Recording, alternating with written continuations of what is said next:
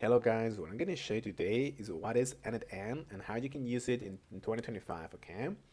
Now I'm going to give you a very quick tutorial, but we have a bunch of tutorials on these in our channel, so visit them please. First of all, we're going to go to this page in here.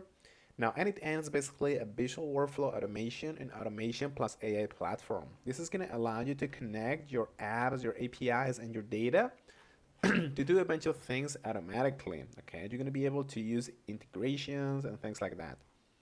Okay, so how this is going to work is by using different, what are called the nodes, which are just little boxes that you can see in here, and they're going to be connected to other nodes by these networks, by these wires. Okay, so what this means is that you're going to have like a certain trigger, and that trigger is going to take you to an action, which is going to be a node. Okay, and that node is going to take you to other node, and so on, so on, so on. Okay, so you can get a 14-day free trial. Actually, if you click on this button and get started, you can get a free trial, and this is going to work by creating workflows. So you can just go to create workflow, and you must add your first step, which is going to be a trigger. And usually this is going to be either a manual trigger or on a schedule, like something that you're going to do every single day.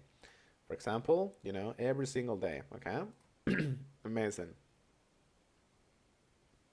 Let's actually close this for a second. There we go.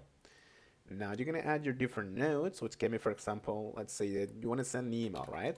So you can look for the email nodes, and you can just say create label. Where is this message actions? Send a message. Here it is. Okay. So this action, this node is gonna send a message, and now you just have to connect to your Gmail account, which in my case I already have, and send the message and the subject. Okay. So that's pretty much it, and you can do a bunch of different things. I recommend you check our tutorials on this. Thank you so much, guys.